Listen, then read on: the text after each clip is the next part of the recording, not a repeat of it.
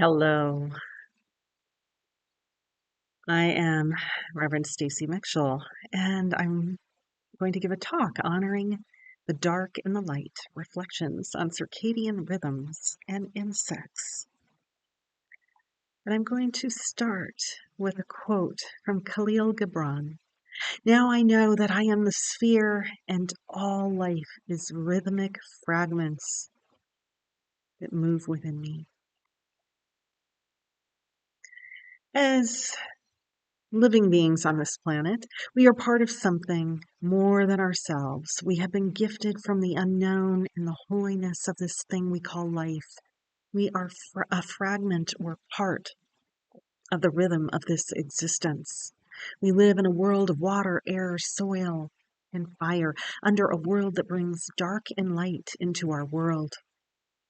As humans, and every other living creature on Earth, we are designed to live about 50% of our lives in the dark.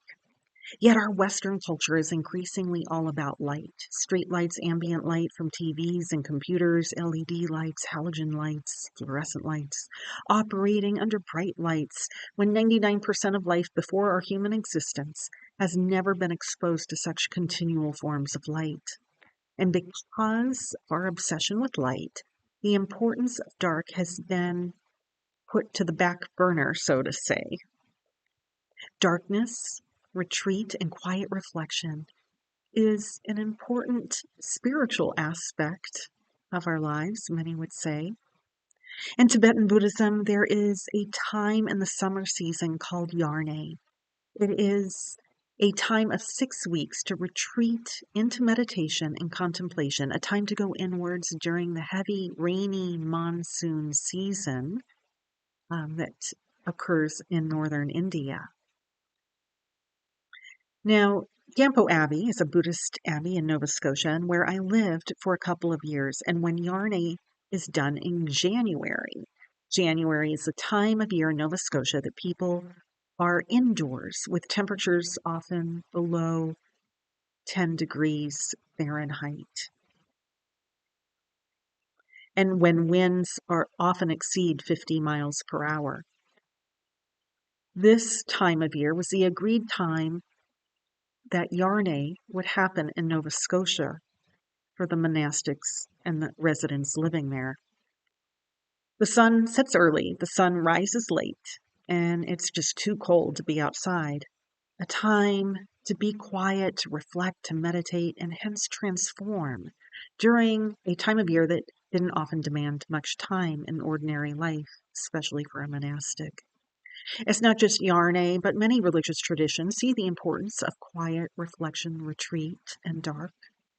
Examples of religious traditions that go inward based on weather and times of the day include certain rituals where the African diaspora religions like Hoodoo incorporate, where practitioners perform circle dances of, or spirit communication sessions in low light.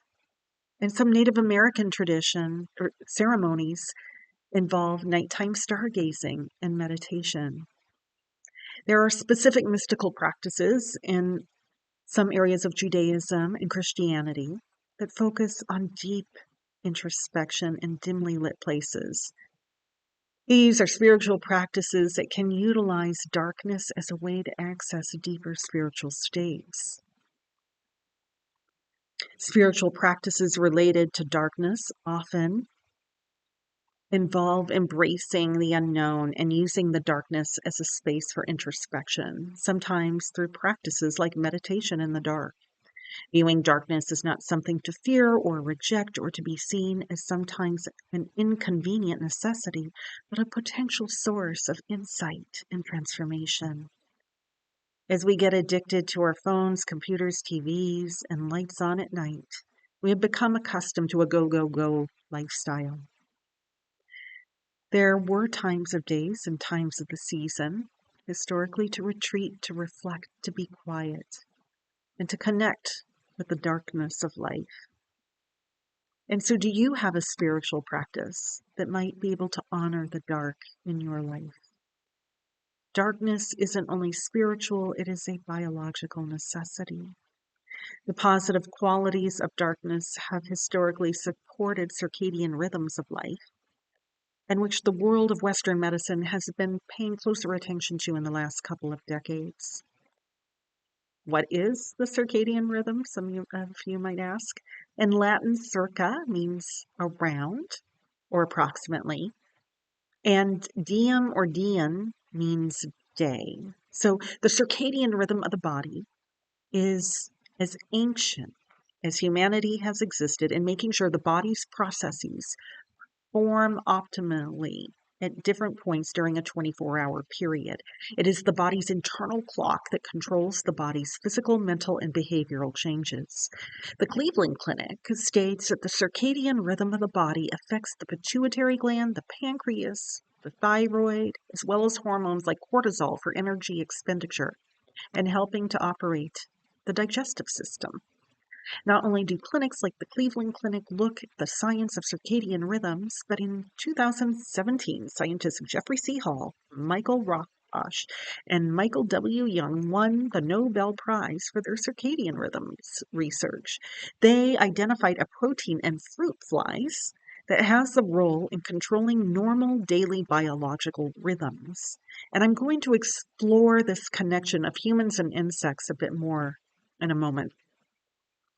The moon's cycle can also influence circadian rhythms, which assist with the body's internal sleep-wake cycle, influencing not just the pull of water flows on Earth, but our bodies, which are primarily made of water.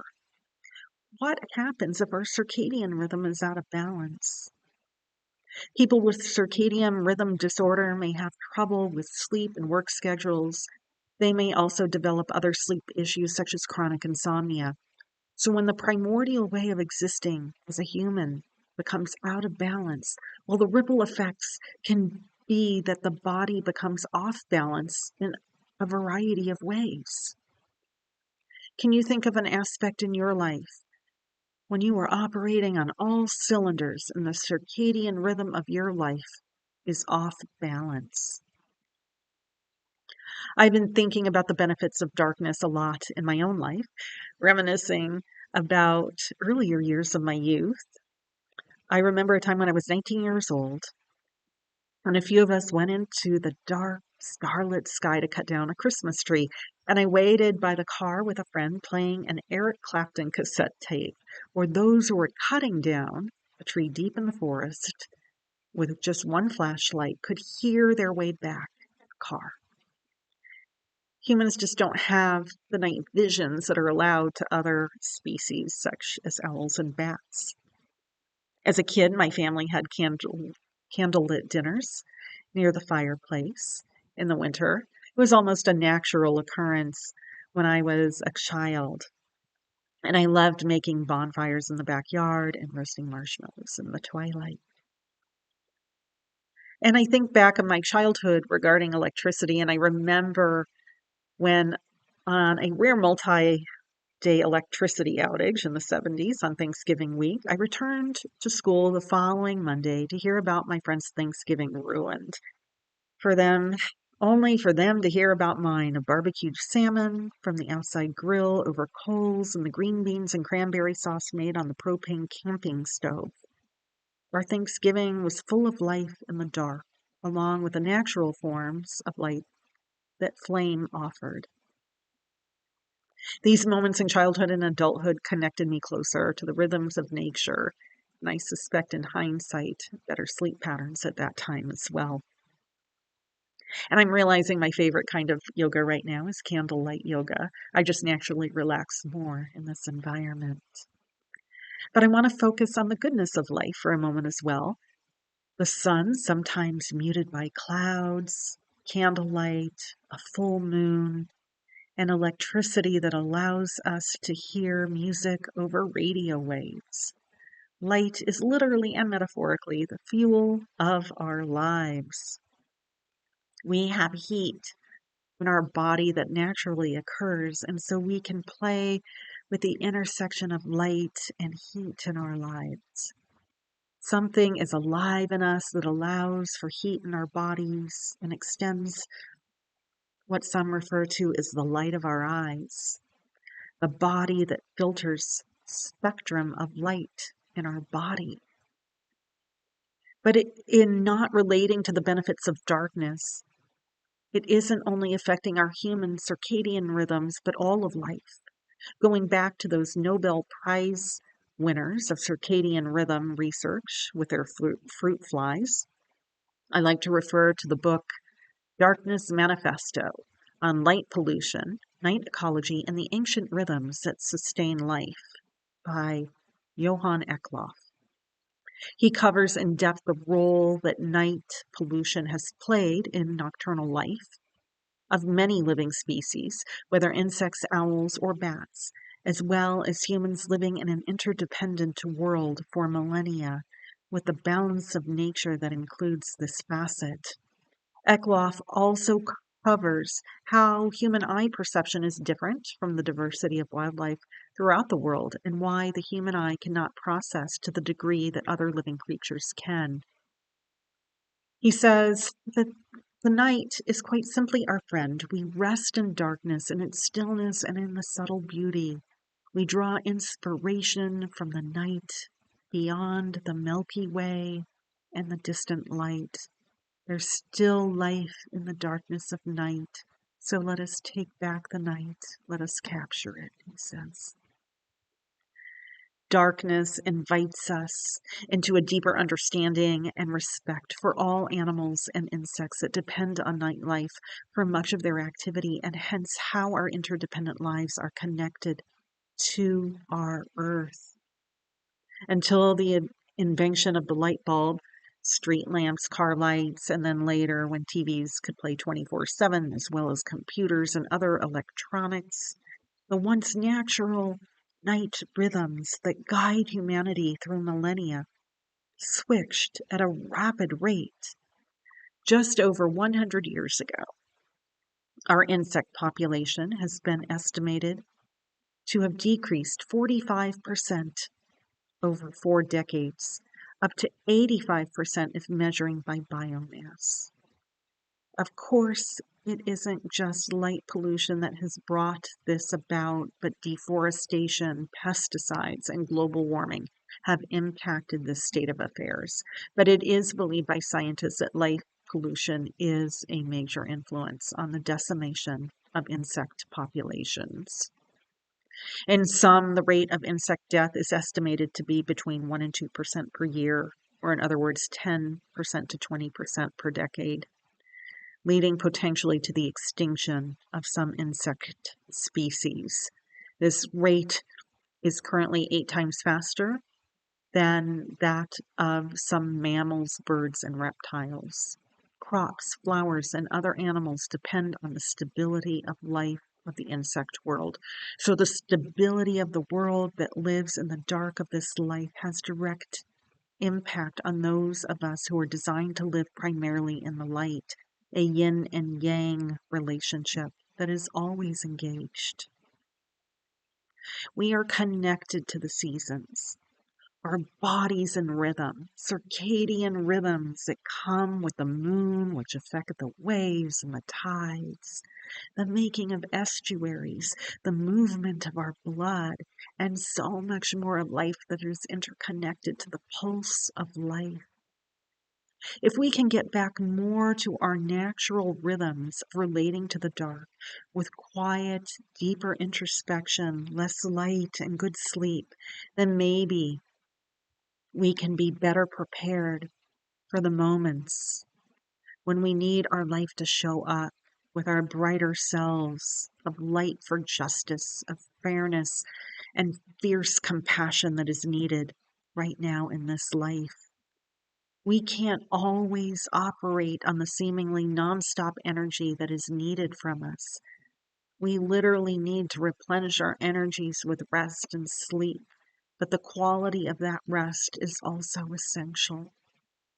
So the quality of our light and energy can be directly tied to how we relate to the quality of quiet, dark moments in our lives. For every candle lit, for every good night's sleep, For every insect saved in honoring the darkness, there is an offering of reserved energy for our days ahead. Sunshine and light are fabulous, but it shines brighter when it isn't influenced as much by artificial light or polluted light. What are the ways to incorporate darkness more into your life? I wish you all to find a way to make your internal light shine brighter into a troubled world. We will be most effective in doing that when we see the necessity and value that darkness plays in our lives. May we use our days ahead to retreat into candlelight prayers. And if we are night owls, maybe gardening under a full moon in the late spring, or sitting by a campfire under a crescent moon, or turning off electronics 2 hours before bedtime. We are not designed to be always in the light, to be go, go, go, go, go all the time. Our bodies, our spirits, our minds will fight back, maybe in unconscious ways, with added stress, with no reserves, our bodies producing strange ailments, and our connection to the spiritual world sometimes forgotten. Honor the darkness in your life as well as the light that it secretly fuels. Find ways to enjoy rest, enjoy the darkness of the night, honor the life that needs darkness to survive, so that those of us who primarily live in the daylight can thrive in the delicate balance that we call life, and fully honor the light in the days ahead. May it be so, and amen. I'll close with Rumi, who said, "If everything around you seems dark, look again. You may be the light."